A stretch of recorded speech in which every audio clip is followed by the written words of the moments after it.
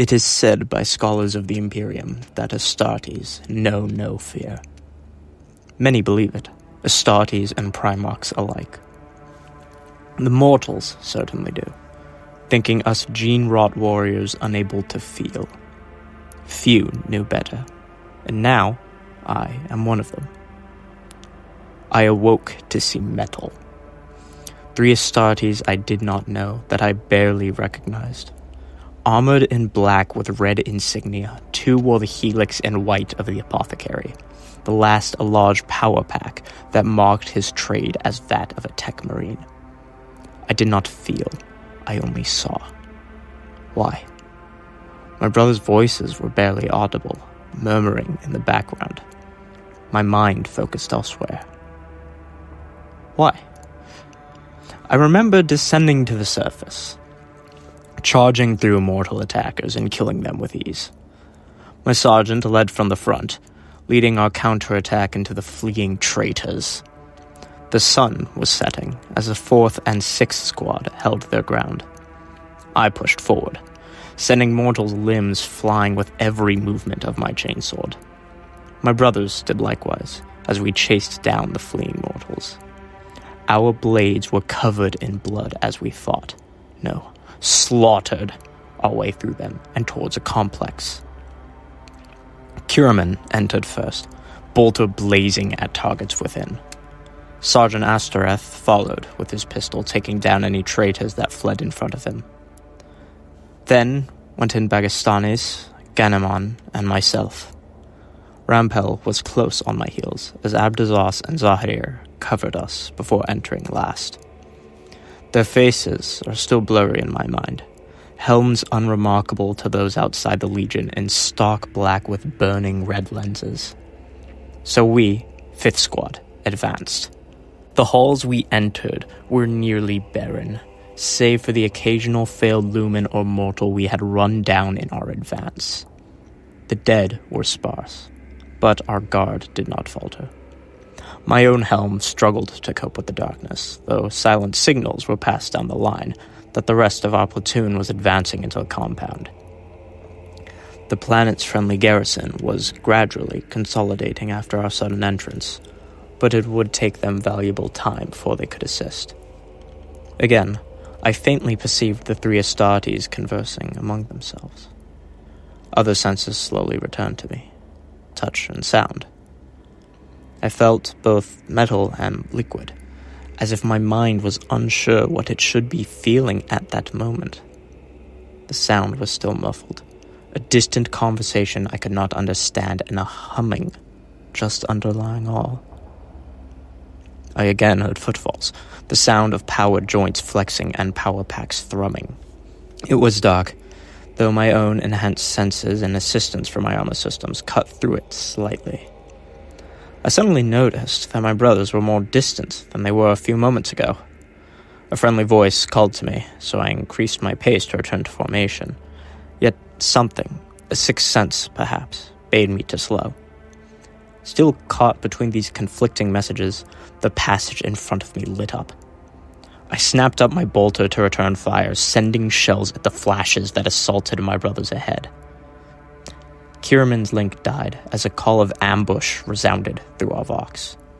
The fire stopped, and I looked at the wall. The heavy marks of bolt impacts laced a perfect projection of where my head should have been. My eyes turned back forward, and I saw blood. My twin hearts raced as my mind tried to find an explanation. Among the blood were brothers, many crippled by the fire that had laced across them. I saw Kiraman lying in a pool of blood, his head a ruined mess.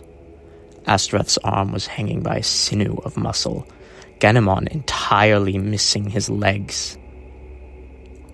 Of the whole squad, only I and Rampel were close to unscathed, having taken only fragments. We spared only a glance for each other before securing the perimeter around our wounded brothers.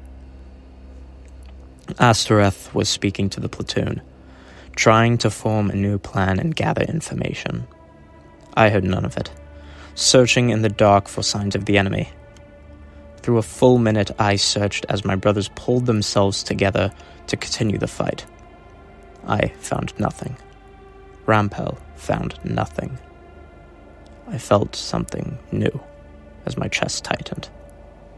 Kiraman was left there, soaked in his own blood. Rampel took the rear of our formation as I took over the front. Between us were the wounded who could still walk. Ganamon had propped himself against a wall and taken Kiraman's ammunition. We had parted with word that an apothecary would come for him. His signal went dead a few minutes later. Regardless of the loss, we pushed on into the compound.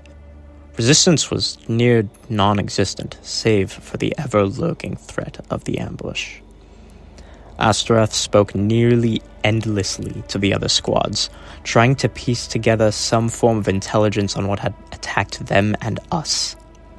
I kept my eyes forward, panning my bolter from side to side and watching for signatures of any ambush. We didn't have to wait long. My senses returned more, the conversation becoming more intelligible as time passed. In as equal a measure, the thrumming grew louder. I slowly recognized it as power banks, and the subtle hum behind that as engines. A ship. I did not remember being on a ship. I remembered the slight change in the air as another ambush began. The caution had barely escaped my lips when the first bolt shell screamed past me. I fired in return, watching the detonation pattern in a desperate attempt to recognize the intruders. A field flashed in the dark, and my heart sank. That briefest of moments revealed a figure taller than I, overlapping slabs of armor and a fresh skull hanging from their shoulder. Terminators in Tartarus armor bore down on us. As the fire stitched back and forth, I moved as fast as I could to the side, sheltering behind a pillar. A shot careened off my shoulder pauldron as I continued to return fire. Another 2 signals died as our shots began to hit nothing but the walls. The hall fell silent again. 2 of my brothers would never rise. We stripped their ammunition and moved on. Astartes communicated that the other squads had been decimated as well. An uneasy silence fell between us 4. Rampel and Abdizos lay dead as Astartes ordered us to turn. We began to fall back, as quickly as we could, with our various injuries. As we did so, I finally noticed that my armor had been breached. The sensors had shattered so completely that the warning runes had failed to even display. Half of my left thigh was gone. The sound of bolters echoed through the halls until the lights fully died. We closed our formation slightly to try and cover each other, but we knew the effort truly meant little. Only a few heartbeats after, Zaharir disappeared from the midst of us. His corpse tumbled out of the rafters half a moment later, armor torn apart and entrails exposed to the world. We all fired our bolters upward, knowing hesitation would mean death. Nothing responded as our shots slammed into the ceiling harmlessly. We kept moving forward, and Astartes lagged behind slightly, only a few inches of space. I turned to see the sergeant collapse, his one good arm reaching for his throat before his head detached. Bajastanis moved closer to me, turning so that we could cover each other's backs. Too late, we realized our mistake, and our legs went flying across the room. I felt a new emotion as Bajastanis lost both arms and blood fountained from his neck. The knight collapsed, leaving me alone in the dark. I tried to flee back to friendly lines that may not have been there. In painful moments, I used my arms to try and move away from the kill zone. My mind was clouded, all thinking focused on survival. I tried to hail the other squads on my Vox, but nothing answered. There, crawling in a pool of viscera, I felt my heart quicken. Then, I could no longer crawl. My helm shattered, sending fragments of ceramite into my skull. I remember nothing. I gained control of my senses, but could not move. The markings on the Astartes in front of me became clear. They were of another chapter, yet still of my legion. No matter how I pushed my mind to clarify why I was among another chapter, it will not tell me. A groan escapes my lips, and I hear it in a gritty Vox filter. My limbs still do not respond, but I can feel them. The Dark Angels finally turn to look at me, and I only now realize that I am much taller than them. I hear their words, but do not quite understand. An honor bestowed upon me, they say. I will continue fighting. They ask if I can hear them, if I can feel. My response comes slowly, picked from so many other phrases that would be appropriate. My words make them pause to look at each other silently. It is the only response logical to them, and one I am certain they do not believe. I feel fear. That was an Astartes Fear by the Knight of Nostramo. So this is going to be a regular thing in these videos. Once I make it past 10 minutes, there'll be a little thing afterward of me talking. So, if you're not interested in that, and me talking about the channel and all that stuff, feel free to leave the video. All the main content's done. If you're still here, hello. It is I. And I just want to say thank you guys for the amount of support I've been getting. As of right now, as I'm recording this, Betrayal's at almost 2,000 views. Which is insane to me. The thing with Sevatar's at 1,100. Collectively, there's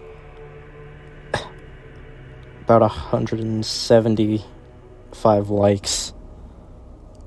And I've been trying to keep up with the comments and everything. It's been absolutely insane. I was not expecting to get this response. I just thought it was kind of a fun little thing I could do, because I've had some of these ideas for a long time and nothing to do with them. So yeah, thank you guys so much. We're almost at 100 subs as well, so I'll try to do something for that. Maybe a little behind the scenes thing or something. I don't know. I'll figure it out. Hopefully by the time I get to 100, I'm not sure at this rate. Anyways, upcoming release stuff. It might be another short story for the next release about this length.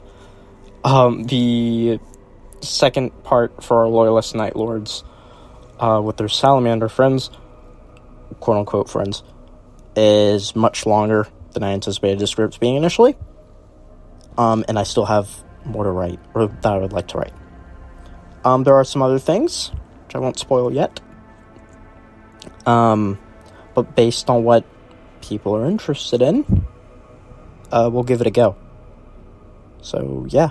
Thank you guys so much for watching. If you're still here, cheers. And farewell.